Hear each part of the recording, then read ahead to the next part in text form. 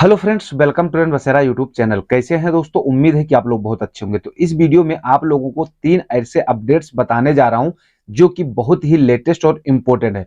सबसे पहले तो आप लोगों को मैं बताऊंगा यहाँ पर लगेज को लेकर के जो लोग छुट्टी जाने वाले हैं वो लोग इस लगेज के न्यूज को जरूर जान लीजिएगा। इसके अलावा जो लोग छुट्टी गए थे और वापस नहीं आए थे वो लोग किस तरीके से रिटर्न दोबारा सऊदी अरबिया में आ सकते हैं। इसके अलावा एक कंपनी कॉन्ट्रैक्ट सिस्टम को लेकर के अपडेट है। तो भाई ये तीन के तीनों अपडेट बहुत ही इंपॉर्टेंट है। तो वीडियो को शेयर कर दीजिएगा और एक लाइक करके अपने भाई का सपोर्ट जरूर करना। और चैनल को अभी तक सब्सक्राइब नहीं तो कर लीजिए और साथ ही बेल वाली आइकन को क्लिक करके ऑल पर सेट कर लेना, क्योंकि मेरी हर आने वाली वीडियो का नोटिफिकेशन सबसे पहले आप लोगों को मिल सके। तो चलिए वीडियो को शुरू करते हैं। तो दोस्तों मैं जो सबसे पहले अपडेट आप लोगों को बताने जा रहा हूं वो है ministry of human resource and social development की तरफ से। यहां पर जो बात बताई गई है कॉन्ट्रैक्ट को लेकर के, देखिए कई बार क्या होता है कि कंपनी हो या वर्कर हो एक दूसरे को बिना बताए ही कॉन्ट्रैक्ट कैंसिल कर देते हैं या कैंसिल करने के लिए सोचते हैं। तो इसके लिए आपके राइट्स क्या हैं, आपके अधिकार क्या हैं, ये जान लीजिए। किस तरीके से अगर आप कॉन्ट्रैक्ट को कैंसिल करते हैं बीच में तो भैया आप किस तरीके से राइट्स रहोगे। ठीक है, तो ये चीज यहाँ पर ministry of human resource and social development की तरफ से बताया गया। आपको यहाँ पर स्क्रीनशॉट दिखा देता हूँ, देख लीजिएगा। इसमें एक चीज ये बताया गया है कि अगर कोई भी वर्कर हो या कंपनी हो अगर कॉन्ट्रैक्ट कैंसिल करना चाहती है आपकी, तो भैया उसको 60 दिन पहले बताना होगा। 60 दिन पहले, अगर कंपनी हो चाहे वर्कर हो, अगर 60 दिन पहले नहीं बताते हैं तो उनको मुआवजा देना होगा। यानी कि अगर वर्कर नहीं बताता है कंपनी को तो वर्कर को देना होगा मुआवजा, कंपनी को देगी वो। और अगर कंपनी नहीं बताती है आपको 60 दिन पहले कि हम आपका कॉन्ट्रैक्ट कैंसिल करने वाले हैं, तो आप अगर कंप्लेंट दर्ज करवा दोगे ना तो उसे मुआवजा आपको देना ही पड़ेगा। भाई यहां पर एक चीज और बताया गया है कि अगर कंपनी हो किसी भी सूरत में आपका कॉन्ट्रैक्ट कैंसिल कर रही है बिना रीजन के, तो आप उसके खिलाफ कंप्लेंट भी दर्ज करवा सकते हो। तो यहां पर एक स्क्रीनशॉट और आप देख लीजिएगा। यहां पर ministry of human resource and social development ने जो बात बताई है, ऐप के जरिए, जो इनका ऐप है उसके जरिए आप लोग अपनी जो है कंप्लेंट दर्ज करवा सकते हो। ये एप्लीकेशन आपको प्ले स्टोर में मिल ही जाएगा। MHRSD के नाम से मैंने काफी सारे वीडियो में आप लोगों को बता रखा है। तो यहां से आप ऑनलाइन भी कंप्लेंट कर सकते हो या फिर लेबर कोर्ट जाकर कर सकते हो। देखिए लेबर कोर्ट जाना इतना आसान भी नहीं है तो इतना मुश्किल भी नहीं है। रिस्क है तभी इश्क है, रिस्क से इश्क करोगे तभी कोई रिस्क जो है कोई भी हल आपका निकलेगा। ठीक है, तो कॉन्ट्रैक्ट को कैंसिल करने से पहले 60 दिन पहले बताना होगा। चाहे वर्कर कैंसिल करे तो वर्कर बताएगा कंपनी को, कंपनी कैंसिल करे तो वर्कर को बताएगी। अब दोस्तों हम बात करते हैं यहाँ पर लगेज को लेकर के। तो जो भाई हमारे छुट्टी जाने वाले हैं उनके लिए 6 के 6 ये अपडेट बेहद इंपॉर्टेंट है। ध्यान रखिएगा, नहीं लगेज खुलवा दिया जाएगा आपका।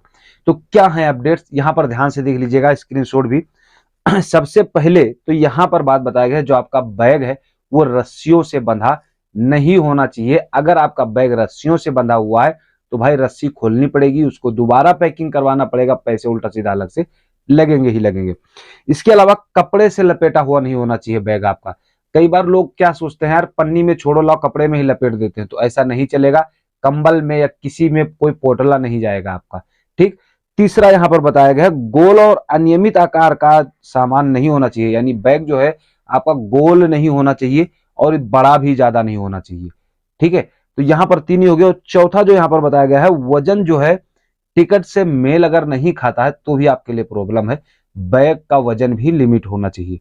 ठीक है, वहीं पर कपड़े का सामान नहीं होना चाहिए। कपड़े का जैसे कि मैंने आपको बताया पोटला वगैरह नहीं होना चाहिए कि पोटला बना लो कपड़े का, उसी में भर लिया, रस्सी से बांध दिया, हो गया काम, तो नहीं चलेगा।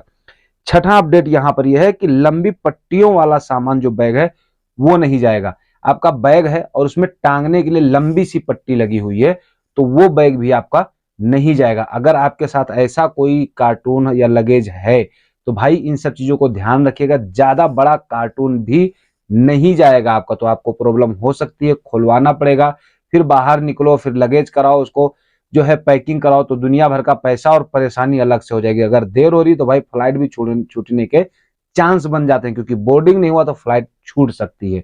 तो लगेज को लेकर के इस अपडेट्स को भाई वीडियो को शेयर कर दीजिएगा, ताकि जो भाई हमारे जाने वाले हैं उनको इस चीज की जानकारी होनी ही चाहिए। हम यहाँ पर बात करेंगे छुट्टी को लेकर के। तो 2 अपडेट है यहाँ पर, 2 छुट्टी को ही लेकर के।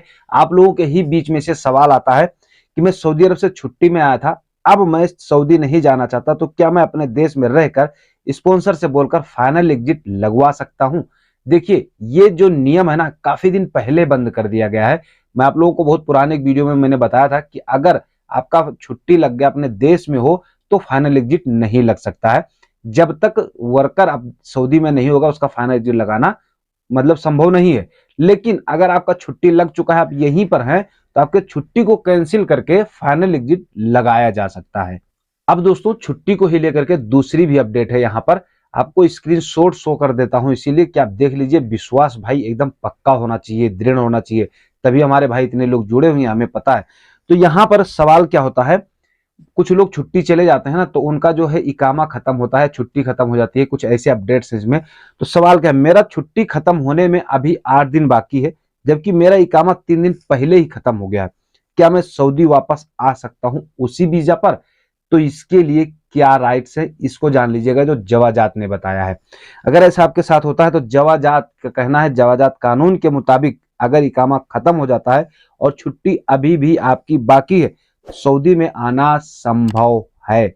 लेकिन छुट्टी आपकी बाकी होनी चाहिए, और इकामा खत्म हुए या नहीं कि 4-6 महीने बीत गए हों, 2 ही 4 दिन बाद खत्म हुए हो, तब भी आप सऊदी में आ सकते हो।